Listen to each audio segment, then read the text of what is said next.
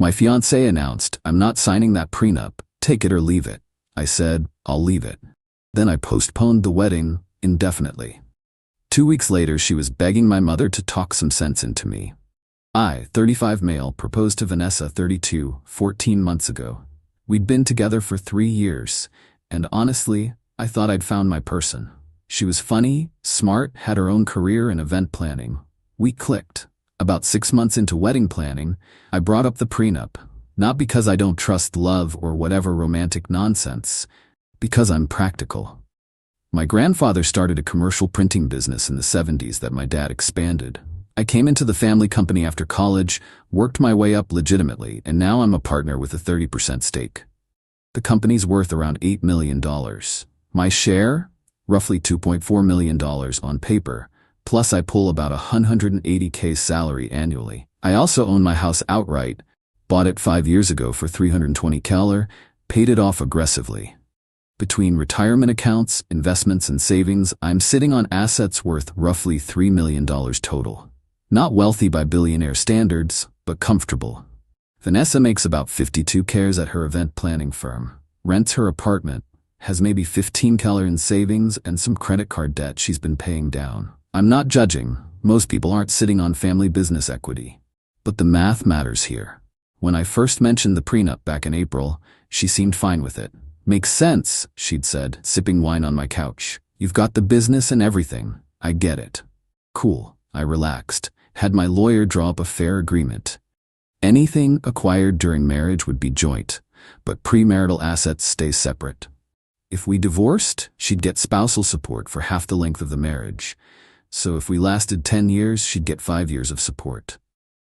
Standard stuff. Not trying to screw anyone over. Wedding was set for October 12th. Venue booked, deposits paid. Her parents were contributing $8K toward the $35K total cost.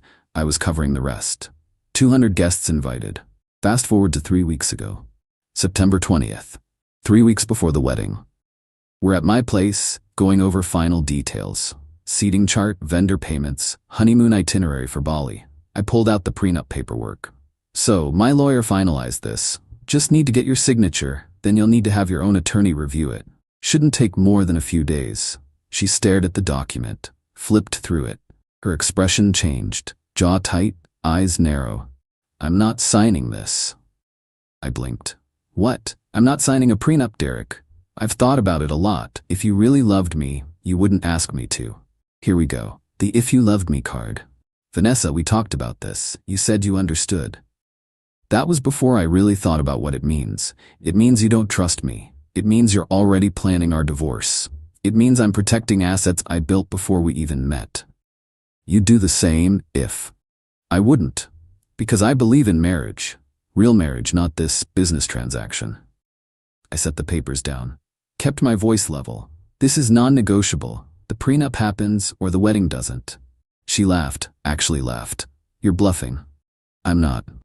"Derek, we have 200 people coming in 3 weeks. The deposits are paid. My dress is ready. You're seriously gonna blow up our wedding over a stupid piece of paper?" "It's not stupid, it's protection. And yes, I am." Her face went red. "You know what? Fine, fine. Take it or leave it. See if I care. I'll leave it." Silence. She stared at me like I'd slapped her. "What?" "I'll leave it. Wedding's postponed indefinitely." You can't be serious." "Dead serious. I'll start making calls tomorrow." She stood up, grabbed her purse. "You'll change your mind. You're just being stubborn. Call me when you've calmed down." She left. I sat there for a minute, then opened my laptop and started making a list. Update 1 week later. So I wasn't bluffing. Next morning, I called the venue. Explained the situation, generic postponing due to personal circumstances. They were surprisingly understanding. Wedding industry sees this more than you'd think, apparently. Lost the $3K deposit, but avoided the remaining $18K balance. Called the caterer, lost $1,200 deposit. Photographer lost $800. Band, lost $500. Florist was cool, actually refunded half the deposit since it was still 3 weeks out. Total damage about $5,100 in lost deposits. Expensive, but cheaper than a messy divorce without a prenup. Sent a mass email to the guest list. Due to unforeseen circumstances, Derek and Vanessa's wedding, scheduled for October 12th, is postponed indefinitely. We apologize for any inconvenience and appreciate your understanding. Vanessa's parents called me within an hour. Her dad, Gregory. Derek, what the hell is going on? Vanessa's hysterical. She's saying you canceled the wedding? Postponed. She refused to sign the prenup we agreed on months ago. A prenup? Derek, come on, you two love each other. Why do you need? Gregory, I have significant assets. This is standard practice. She knew about it. Well, she's changed her mind. Can you blame her? It's insulting. It's business. If she can't understand that, we're not ready to get married. He hung up on me. Vanessa texted approximately every 30 minutes for the first 3 days. This is ridiculous. Everyone's asking me what happened. My mother is crying. You're humiliating me. Just sign the papers and let's move on. Ironic. I can't believe you're doing this over money. I didn't respond. Didn't block her, wanted documentation, but didn't engage. Day 4, her best friend Tessa called. Left a voicemail. Derek, it's Tessa. Look, Vanessa's a mess. She loves you. She's just scared, okay? Prenups are scary. They make it seem like you're expecting to fail. Can you please just, I don't know, compromise? Maybe adjust the terms or something? She really wants to marry you. I didn't call back. Day 6, last Tuesday, I came home from work to find my mother's car in the driveway. Mom was sitting on my porch. She lives about 40 minutes away, so this was intentional. Ma, what are you doing here? Vanessa called me. Oh, hell. Mom followed me inside. I made coffee. She sat at my kitchen table, giving me the look. You know the one. The I raised you better than this look. She's very upset, Derek. I imagine so. She says you canceled the wedding because she won't sign some financial agreement. Prenup, and I postponed it. Big difference. Why do you need a prenup? Your father and I never. Dad didn't have a multimillion-dollar stake in a family business when you got married. Different situation. Mom sighed. She seems like a lovely girl. She was crying on the phone, said she loves you very much and doesn't understand why you're being so stubborn. Did she mention she agreed to the prenup 6 months ago and then changed her mind 3 weeks before the wedding? She said she didn't understand what it meant back then, that she was just agreeing because she didn't want to rock the boat. I laughed. Couldn't help it. So she lied for 6 months, waited until every deposit was paid and every plan was made, then decided to pull the rug out. And I'm the bad guy? Derek, marriage is about compromise. It's also about honesty and respect. She blindsided me, Ma. This isn't a small thing. She's basically saying she wants access to everything I've built if things don't work out, but she's not bringing equivalent assets to the table. That's not partnership, that's entitlement. Mom was quiet for a moment. She asked me to talk sense into you. And? I think you're probably right. Your father would say the same thing. Protect the business. Relief washed over me. Thanks, Ma. But Derek, be prepared. If she's willing to go through me, she's not giving up. Mom was right. Update 2. 2 weeks later. The entitlement escalated fast. Vanessa tried going around me in every possible way. Started with mutual friends, hosting a girls' night at her apartment where she apparently sobbed about how I was financially abusing her by withholding marriage. 2 of her friends actually reached out to me. One text, Derek, don't you think you're being a bit controlling? Vanessa just wants to feel secure. I replied, she can feel secure by signing a fair prenup that protects both of us. I'm not giving up legal protection of assets I earned before we met. Radio silence after that. Then she tried my brother. Austin lives 2 states away, but she found him on social media and sent a long message about how much she loved me and how I was throwing away our future over paranoia. Austin called me. Dude, your ex-fiancée is messaging me sob stories. She's persistent. What's actually going on? I explained the whole thing. Austin whistled. Yeah, don't sign crap without a prenup. I've seen too many guys get destroyed in divorce court. She's playing you. I know. Next move was bolder. Vanessa's mother, Patricia, showed up at my office. My office. The receptionist called back. Derek, there's a Patricia Whitmore here to see you. She says it's personal. I should have said no, but curiosity won. Patricia walked into my office in full dramatic mode. Red eyes, tissue in hand, the works. Derek, please, just talk to my daughter. I don't have anything to say that I haven't already said. She loves you. She's not after your money. Then signing the prenup shouldn't be a problem. It makes her feel like Like you think she's a gold digger. I think she's someone who changed the terms of our agreement at the last possible second. That's not a gold digger, that's just manipulative. Patricia's expression hardened. The tears stopped. Interesting. You know what your problem is, Derek? You think you're better than her because you have money. You think she should be grateful you're even willing to marry her. That's not.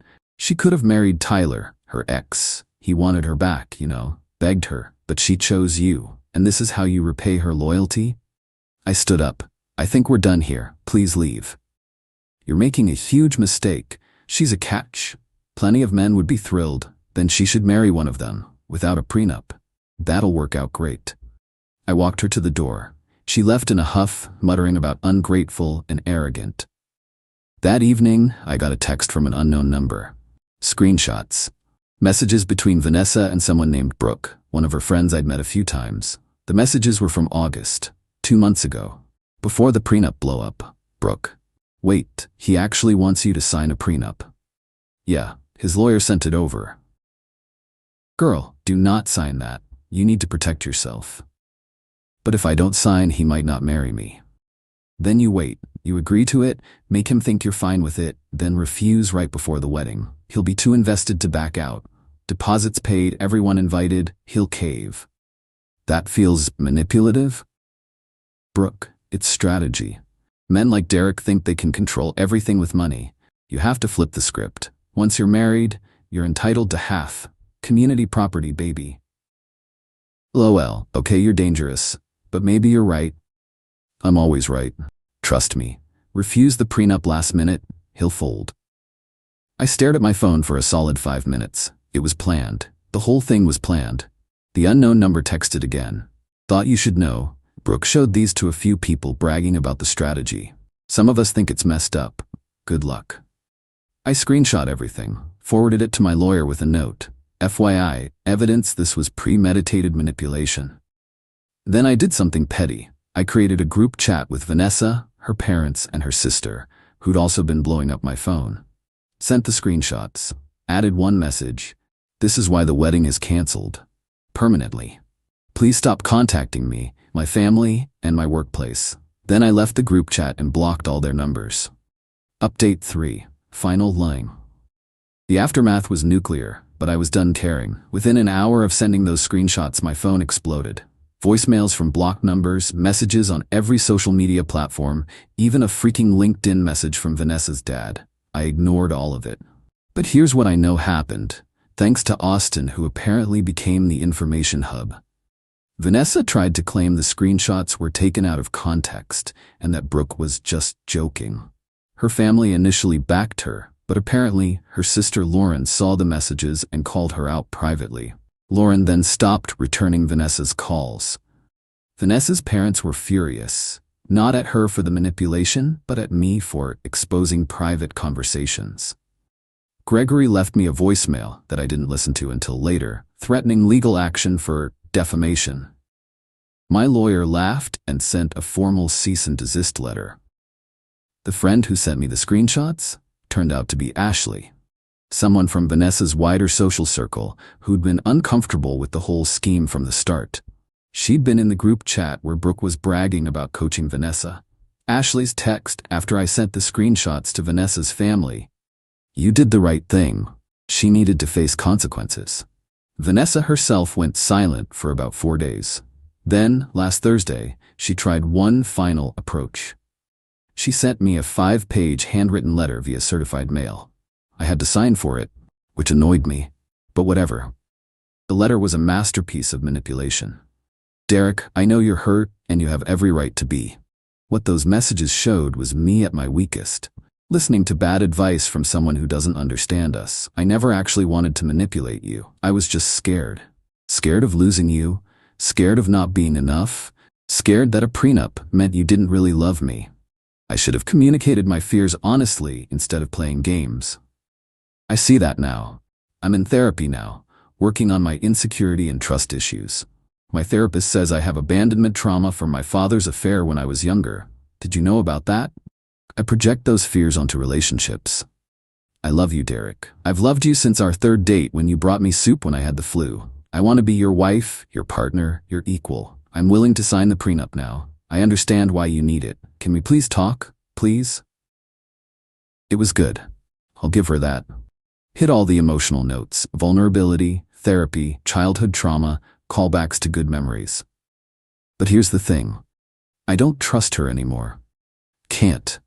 She demonstrated that when faced with something she didn't like, her instinct was to scheme with her friends to manipulate me, rather than have an honest conversation. That's not a foundation for marriage. That's a foundation for disaster. I didn't respond to the letter. Last week I heard through Austin, who heard from a mutual friend, that Vanessa's been telling people she dodged a bullet with me, that I was emotionally unavailable and obsessed with money. The narrative shifted from "I love him, take me back" to "he was terrible anyway," pretty quick. Typical. Her parents are apparently not speaking to her because the canceled wedding cost them the $8,000 they'd contributed. They want her to pay them back. She can't. Awkward. Brooke, the mastermind friend, got cut off by several people in their friend group after the screenshot circulated. Apparently, coaching your friend to manipulate her fiancé doesn't sit well with everyone. Who knew? As for me, I'm okay. Not great, not terrible. Just okay. I genuinely loved Vanessa. Thought we'd build a life together. Finding out she was willing to strategically manipulate me hurt worse than the actual relationship ending. It's one thing to have cold feet about a prenup. I could have worked with honest fear, but calculated deception? That's different. The $5,100 in lost deposits stings, but it's a cheap price compared to what a divorce would have cost without protection. Some guys online said I should sue her for the deposits since she's the one who backed out. My lawyer said it's possible, but probably not worth the hassle. I'm letting it go. Sold the engagement ring back to the jeweler. Got about 60% of what I paid, $4,800 back on the original $8,000. Not great, but something. I've thrown myself into work. The printing business is bidding on a major contract with a regional hospital system. Keeping busy helps. Mom checks in every few days. Dad called once, said, "You did the right thing, son." And that was it. Dad's not big on words, but it meant something. Dating again? Hell no. Not for a while. Need time to process, figure out what I missed, why I didn't see this coming. My therapist, yeah, I got one too, says I shouldn't blame myself for not being psychic, but still. 3 years together, and I didn't catch on that she was capable of that level of manipulation? That bothers me. Friends have been solid, took me out for drinks, listened to me vent, told me I dodged a bullet. They're right. Doesn't make it hurt less, but they're right. The house feels empty now. Vanessa had slowly moved stuff in over the past year: her coffee maker, her books, her ridiculous collection of throw pillows. I boxed it all up, texted her sister Lauren, the only reasonable one, to pick it up. She did, apologized for her family's behavior, and left. I kept one thing: a photo of us from a trip we took to Charleston 2 years ago. We're on the beach, sunset behind us, both laughing at something. I look at it sometimes and wonder if any of it was real or if she was always calculating. My lawyer says to keep all documentation for at least 2 years in case Vanessa tries any legal stunts. The screenshots, the letter, everything. I've got it all in a folder labeled "Dodged Bullet." People ask if I regret the prenup stance. Not even a little. If anything, it was the perfect test. She failed. Better to find out before marriage than after. Vanessa's event planning firm apparently let her go last week. Not sure if it's related to all the drama or just coincidence, but Austin heard she's job hunting. Part of me feels bad. The other part remembers those text messages with Brooke and feels nothing. I'm not the villain here. I asked for basic legal protection of assets I earned before we even met. She agreed, then conspired with her friend to manipulate me into giving it up by leveraging social pressure and sunk costs. When I didn't fold, she tried to weaponize my own family against me. Then she played victim when I exposed what she did. The revenge? There wasn't any grand scheme. Just consequences. She bet that I'd be too invested, emotionally and financially, to walk away. She was wrong. That's it. Sometimes the best revenge is just letting someone face the natural results of their own choices. Would I do anything differently? Maybe vet partners better. Ask harder questions earlier. But the prenup stance? The cancellation? Exposing the manipulation? No regrets. I'm 35, financially stable, and apparently still naive enough to be blindsided by someone I loved. But I'm learning. And next time, if there is a next time, I'll know what to look for. For now, I'm good being alone. Got my house, my business, my family, my friends. No one scheming to take half of it. That's enough.